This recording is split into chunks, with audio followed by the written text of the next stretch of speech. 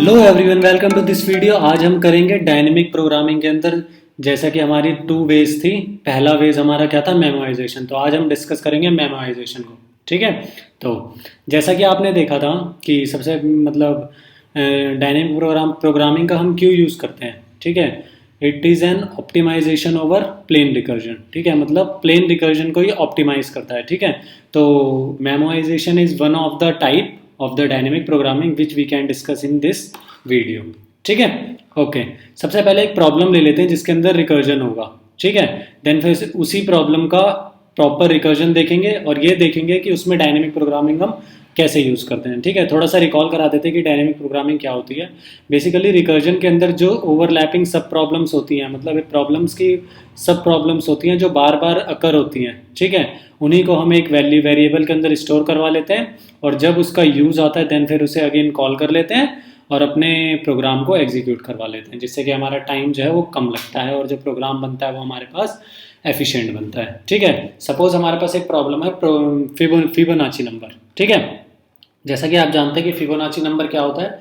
0, 1, 1 and 2। मतलब first, मतलब पहले अपने से पहले 2 नंबर्स का सम जो होता है वो तीसरा नंबर होता है। ठीक है, ये समझ में आया? फिबोनाची नंबर से तो आप मतलब थोड़ा सा फ्रेंडली होंगे ही कि एक्चुअली फिबोनाची नंबर होता क्या है। ठीक है।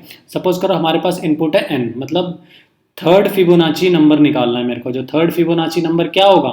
ठीक है, तो जैसा कि देख लेते हैं कि nth फिबोनाची क्या होता है। मतलब ड्रॉ करा है यहाँ पे nth फिबोनाची 0, 1, 1, 2, 3, 5, 8 एंड 15। फिबोनाची जैसा कि मैंने बताया था अपने से प्रीवियस का सम, जो स्टार्टिंग में 0 और 1 होता है, ये बेस केस होते हैं हमारे पास। ठीक है, तो 0 और 1, 0 और 1, देन फिर 0 प्लस 1, फर्स्ट 2 का सम दैट इज 1, देन फर्स्ट 2 का सम 1 प्लस 1 2, देन नेक्स्ट 2 का सम is 1 2, that is your fifth value. तो जैसा कि हमने देखा कि थर्ड फिबोनाची नंबर क्या है हमारे पास?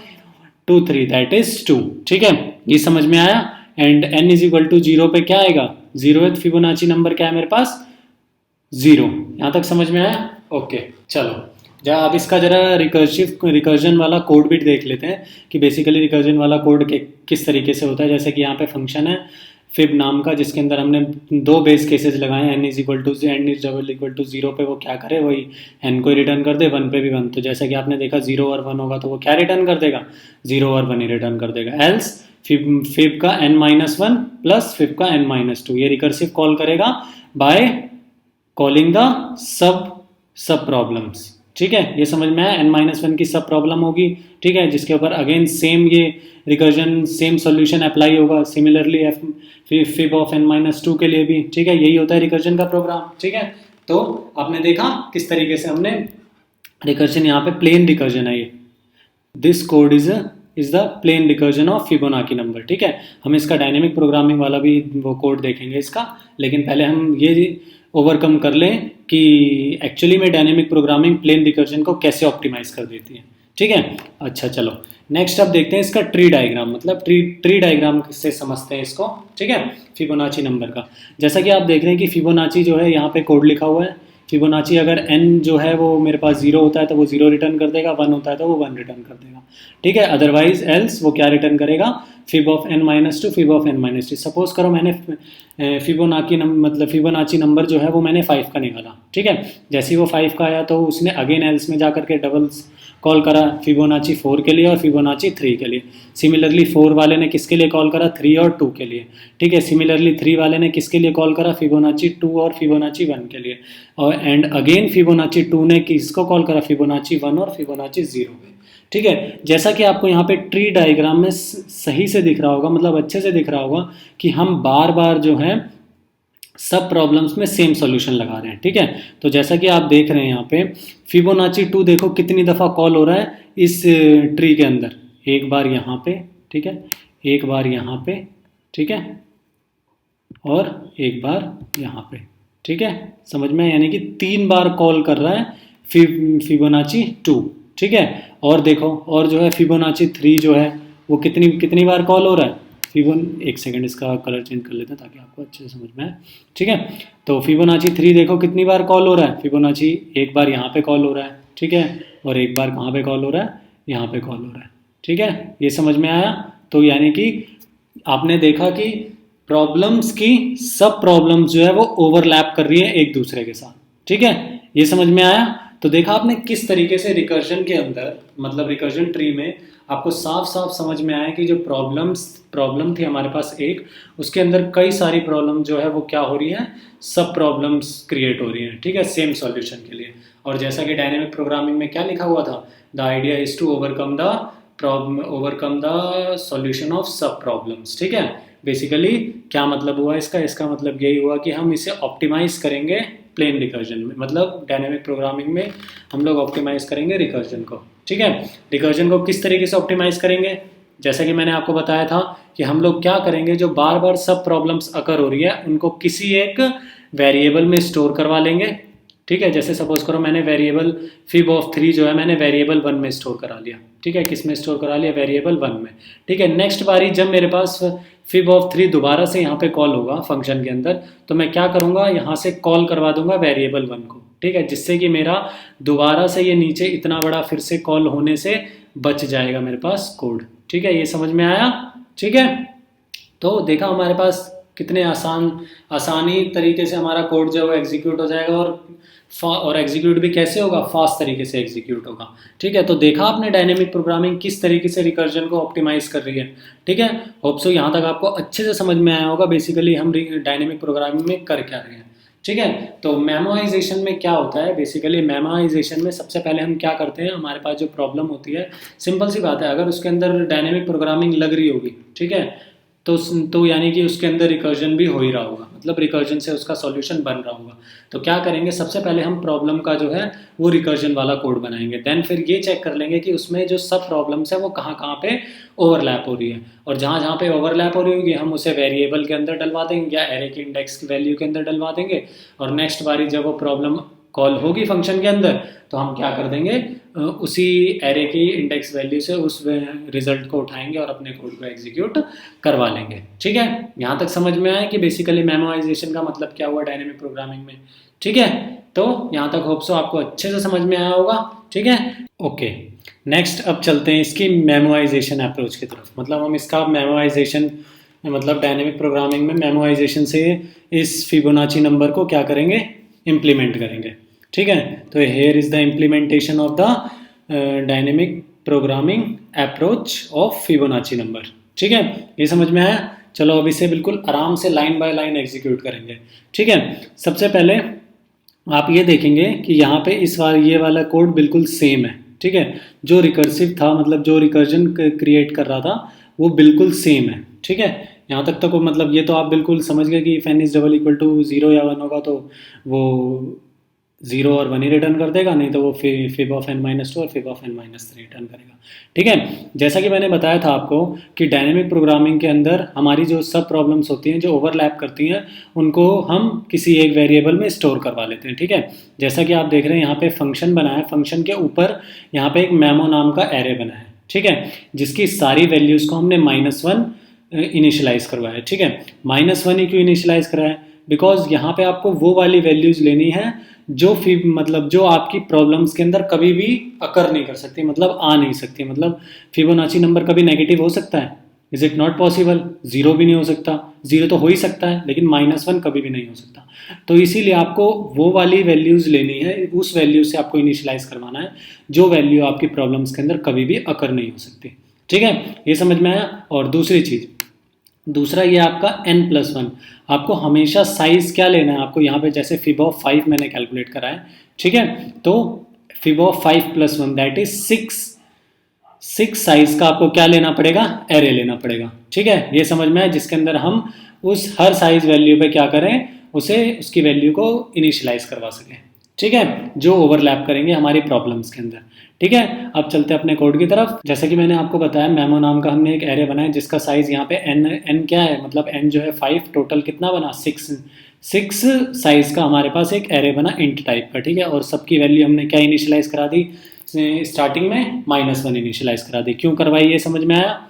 चलो हर चीज़ का प्रॉपर एक्सप्लेनेशन के साथ पढ़ेंगे चीज़ों को, ठीक है। नेक्स्ट अब देखो, अब फंक्शन के अंदर आते हैं, if memo of n is double equal to -1, देखो हमने -1 क्यों इनिशियलाइज करवाया, ठीक है। अगर मेरे पास एरे की वैल्यू, मतलब एरे की किसी भी इंडेक्स पे अगर -1 मिल जाए, ठीक है, तो मेरे पास जो लूप है वो एग्जीक्यूट हो, मतलब इफ के अंदर वाला एग्जीक्यूट हो। नहीं तो अगर वो -1 होकर के अगर वो -1 नहीं होती है और कोई दूसरी वैल्यू चेंज हो जाती है, ठीक है, तो यानी कि कहने का मतलब जो है ओवरलैपिंग प्रॉब्लम ने उस वैल्यू को क्या कर दिया, चेंज कर दिया। ठीक है, यहाँ तक समझ में आया। चलो, और क्या करवा दे, वो रिटर्न करा दे मेमो ऑफ एन को, मतलब हमारी मेमो ऑफ एन क्या हो जाएगी, मेमो ऑफ 5, यानी कि ये याद रखो कि 5th पोजीशन पे हमारा जो प्रॉब्लम का सॉल्यूशन होगा हमारे पास। ठीक है, nth फिबोनाची नंबर होगा हमारे पास।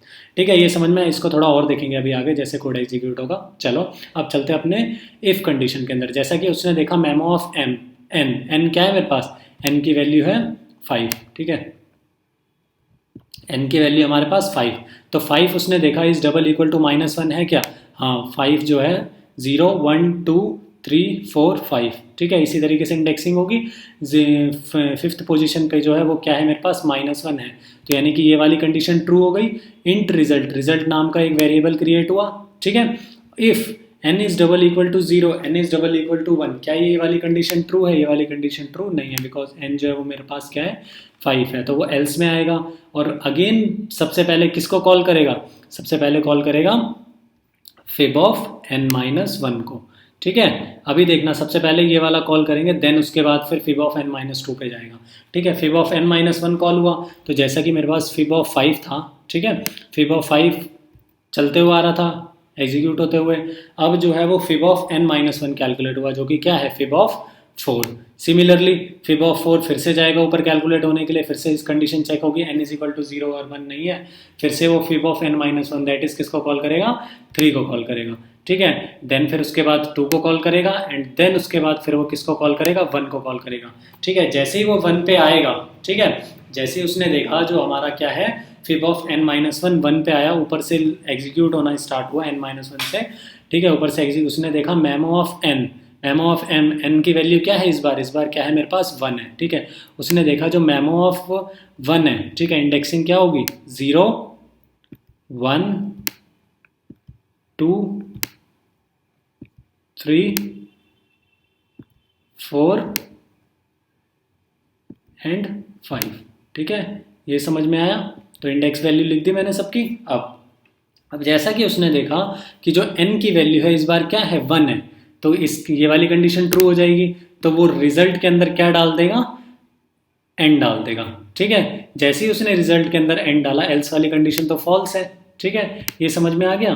ठीक है, रिजल्ट के अंदर n डाला और n की वैल्यू क्या थी, n की वैल्यू थी हमारे पास 1 थी। ठीक है, इनिशियली हमारे पास n की वैल्यू क्या थी 1 थी ना, जब उसने रिजल्ट के अंदर 1 डाला, और मेमो ऑफ 1 की पोजीशन पे उसने रिजल्ट को डाल दिया, तो रिजल्ट के अंदर मेरे पास क्या हो गया, तो now -1 is changes to your 1, यानी कि -1 के अंदर क्या आ गया, अब 1 आ गया। ठीक है, ये समझ में आया, मतलब 1 इंडेक्स के ऊपर जो वैल्यू आई वो क्या आ गई, मेमो ऑफ 1 के अंदर क्या आ गया, कहने का मतलब क्या आ गया, रिजल्ट आ गया, और रिजल्ट के अंदर क्या था 1 था। यहाँ तक समझ में आया। चलो नेक्स्ट, जैसे ही 1 कॉल होगा उसके बाद फिब ऑफ n-2 कॉल होगा। जैसे ही फिब ऑफ n-2 कॉल हुआ, n-2 क्या है 0 है। ठीक है, ये समझ में आया। चलो, जैसे ही फिब ऑफ n-2 कॉल हुआ, 0 कॉल हुआ, मतलब n-2 that is fib of 0। अब फिर से देखा उसने मेमो ऑफ 0 क्या -1 है, देखा उसने -1 है, ये वाली कंडीशन ट्रू हो गई। फिर से उसने रिजल्ट नया एक वेरिएबल क्रिएट करा और n इज इक्वल टू 0 देखा, ये वाली कंडीशन फिर से ट्रू हो गई, और रिजल्ट के अंदर n डाला और वो फिर मेमो ऑफ n में आ गया। मेमो ऑफ n यानी 0 पोजीशन पे इस बार उसने क्या मतलब वो करवा दिया, ओवरराइड करवा दिया रिजल्ट को, और रिजल्ट के अंदर क्या था 0, तो यहाँ पे क्या आ गया हमारे पास 0 आ गया। ठीक है, ये समझ में आया। ठीक है, हैंड राइटिंग में मत जाना, थोड़ा डिजिटली राइट करते समय थोड़ा सा हैंड राइटिंग खराब हो जाता है। ठीक है, बस समझ में आना चाहिए, बेसिकली मेन मोटिव हमें समझ में आना चाहिए। ठीक है, ओके।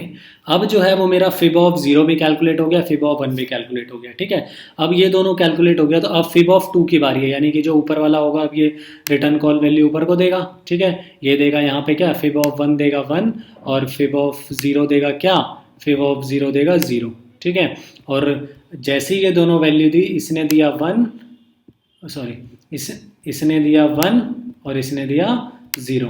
ठीक है, तो रिजल्ट के अंदर इस बार क्या आ गया 0 आ गया, 1 + 1 दैट इज क्या आया, फिब ऑफ 2 के अंदर अब क्या आ गया मेरे पास 1 + 0 दैट इज फिब के अंदर क्या आ गया मेरे पास आ गया 1। ठीक है, ये समझ में आया। नाउ अब जो था हमारे पास फिबोनाची 2 जो था वो मेरा क्या बन गया था, फिबोनाची 2 के अंदर क्या आ गया था मेरा 1 आ गया था। ठीक है, अब जो है हमारा अब फिबोनाची 2 एग्जीक्यूट हुआ, मतलब ये पूरा कैलकुलेट हो गया। अब उसके बाद क्या कैलकुलेट हुआ, फिबोनाची 2 से ये वाला कॉल, मतलब फिबोनाची ऑफ 1। ठीक है, जैसे ही फिबोनाची ऑफ 1 कैलकुलेट हुआ वो फिर फिबोनाची 1 में गया, फिर वो ऊपर गया, मतलब अगेन रिकर्सिव फंक्शन कॉल होगा, ऊपर आया, उसने चेक करा मेमो ऑफ 1, मतलब मेमो n की वैल्यू क्या है इस बार 1 है, मतलब जो ब्रैकेट के अंदर है वही हमारी n की वैल्यू है। ठीक है, उसी n पे हम चेक कर लेंगे, अगर वो वैल्यू -1 है तो हम उसे एग्जीक्यूट करा लेंगे, अगर नहीं है तो हम सिंपली उसके उस एरे के अंदर जो जिस भी इंडेक्स वैल्यू पे हमें रिटर्न कराना है वो वैल्यू n की उस इंडेक्स वैल्यू पे हम लोग डायरेक्टली रिटर्न करा लेंगे। नाउ जैसा कि आप देख रहे हैं फिब ऑफ 1 यानी n की वैल्यू 1 है, उसने चेक करा memo of n is double equal to -1 है, इस बार चेक हुआ मेमो ऑफ n जो है वो डबल इक्वल टू -1 नहीं है, तो ये वाली कंडीशन हो गई फॉल्स। उसने डायरेक्टली रिटर्न कर दिया इस वाले फंक्शन को, क्या ये वाला फंक्शन किसके लिए था, ये फिब ऑफ 1 का फंक्शन था। ठीक है, इसे डायरेक्टली रिटर्न कर दिया 1। अब देखिए, अब यहाँ पे आपको अच्छे से समझ में आया होगा, मतलब देखो यहाँ पे क्या हुआ, फिब ऑफ 1 के लिए अगेन उसने रिकर्सिव फंक्शन कॉल नहीं करा। ठीक है, यहाँ पे उसने क्या करा, सीधा फिब ऑफ 1 मेरा पहले से कैलकुलेटेड था, उसने सीधा एरे में से वैल्यू उठाई और अपना अपना जो रिजल्ट था वो स्टोर करा दिया किसके अंदर, मेमो ऑफ m, मतलब रिजल्ट इन द सेंस जो उसे परफॉर्म करना था रिकर्सिव फंक्शन के अंदर, उसने डायरेक्ट वही वैल्यू को उठाया और अपना काम करवा लिया। ठीक है, तो आपने देखा ना किस तरीके से मेमोराइजेशन के अंदर जो वर्क हो रहा है वो इस मतलब एरे की इंडेक्स वैल्यू से किस तरीके से सब प्रॉब्लम्स का जो सॉल्यूशन है वो एक्सट्रैक्ट हो रहा है। ठीक है, यहाँ तक समझ में आया। चलो, तो फिब ऑफ 1 ने क्या रिटर्न करा, 1 रिटर्न करा, बिकॉज फिब ऑफ 1 पे क्या था 1 था, तो उसने फिब ऑफ n-2 जो कि फिब ऑफ 1 था मेरा ओवरऑल, उसे क्या रिटर्न करा 1 रिटर्न करा, और जो फिब ऑफ 2 था, मतलब फिब ऑफ 2 ने भी क्या रिटर्न करा था, फिब ऑफ 2 ने भी 1 रिटर्न करा था। तो ओवरऑल जब फिब ऑफ 3 कैलकुलेट हो रहा होगा n के लिए, तो उस केस में जो ये वाली मतलब जो रिजल्ट आया होगा फिब ऑफ 3 के लिए, n की वैल्यू क्या है यहाँ पे 3 है, और उस केस में ये दोनों एग्जीक्यूट हो रहे होंगे, जो भी ये fib of 2 fib of 1 return देंगे फिब ऑफ 3 को, वो वाली वैल्यू मेरी कहाँ पे स्टोर हो जाएगी, रिजल्ट के अंदर स्टोर हो जाएगी for the calling function fib of 3 के लिए। ठीक है, जैसे ही रिजल्ट जो है वो फिब ऑफ 3 के लिए स्टोर होगा, वो क्या स्टोर होगा, वो 2 स्टोर होगा। ठीक है, उस केस में n की वैल्यू क्या है 3, तो मेमो ऑफ 3 में रिजल्ट स्टोर हो जाएगा क्या 1 + 1 दैट इज, जो कि क्या होगा 2, यानी कि यहाँ पे मेरा क्या फिब ऑफ 3 में क्या स्टोर हो गया 2 स्टोर हो गया। यहाँ तक समझ में आया। चलो नेक्स्ट, अब जो है फिब ऑफ 3 के अंदर क्या स्टोर हो गया 2 स्टोर हो गया। नाउ अब फिब ऑफ 3 पूरा एग्जीक्यूट हो गया, अब वो ऊपर जाएगा। नाउ फिब ऑफ 3 के ऊपर क्या है फिब ऑफ 4 है, फिब ऑफ 4 इसमें एग्जीक्यूट होना स्टार्ट होगा।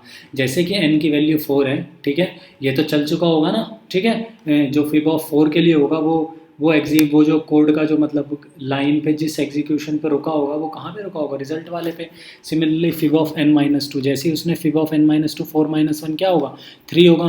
फिब ऑफ 3 क्या रिटर्न करके देगा, डायरेक्टली उसने एरे में से फिब ऑफ 3 में जैसे ही आया उसने अगेन ये वाला फंक्शन कॉल करा फिब ऑफ 3 के लिए। फिब ऑफ 3 के लिए उसने मेमो ऑफ 3 देखा, क्या मेमो ऑफ 3 जो है वो -1 है, उसने देखा नहीं ये वाली कंडीशन फॉल्स, उसने डायरेक्ट रिटर्न क्या कर दिया, डायरेक्ट रिटर्न कर दिया मेमो ऑफ 3, n की वैल्यू क्या थी वहाँ पे 3, तो उसने डायरेक्टली थर्ड जो भी एरे की पोजीशन पे वैल्यू थी उसने वही रिटर्न कर दी। तो यहाँ पे अब क्या हो गया, यहाँ पे जो फिब ऑफ n-2 था वो हो गया मेरे पास, इसको इरेज कर लेते हैं।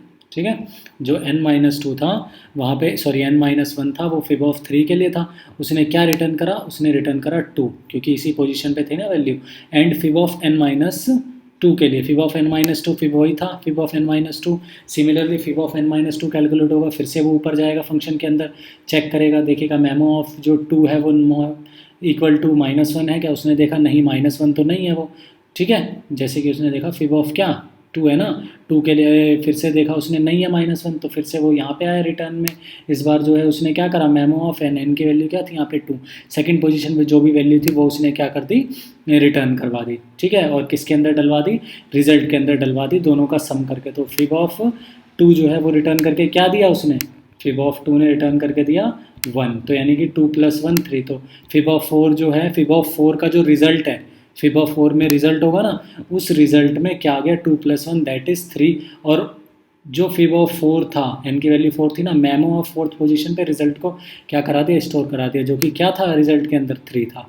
ठीक है, यहाँ तक समझ में आया। चलो नेक्स्ट सिमिलरली फिर वो फिब ऑफ 4 पूरा कैलकुलेट हो गया। अब जो है वो फिब ऑफ 4 से फिब ऑफ 5 के लिए कैलकुलेट होगा।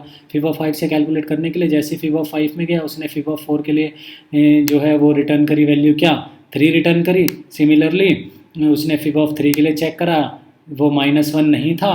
ठीक है, उसने क्या रिटर्न करा, 3 रिटर्न कर दिया। ठीक है, ये समझ में आया। फिब ऑफ 4 ने 3 रिटर्न करा, फिब ऑफ 3 क्या रिटर्न करेगा, फिब ऑफ 3 जो है वो 2 रिटर्न करेगा। ठीक है, इसको इरेज कर लेते हैं। ठीक है, जो फिब ऑफ 3 है वो क्या रिटर्न करेगा, 0 1 2 3, दैट इज़ 2 रिटर्न करेगा।